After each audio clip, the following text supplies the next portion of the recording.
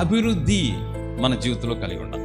క్రైస్తవ పిల్లల యొక్క జీవితంలో అభివృద్ధి, ప్రార్థనలో అభివృద్ధి ఉండాలి. నీ ఉద్యోగంలో అభివృద్ధి కనపరుస్తున్నావు, సంతోషమే. నీ వ్యాపారంలో అభివృద్ధి కనపరుస్తున్నావు, సంతోషమే. నీ చదువులో అభివృద్ధి కనపడుతుంది, అన్నిటిలో అభివృద్ధి కనపడుతుంది. ఒక్కదానిలో తప్ప, దేనిలో? ఆత్మీయత.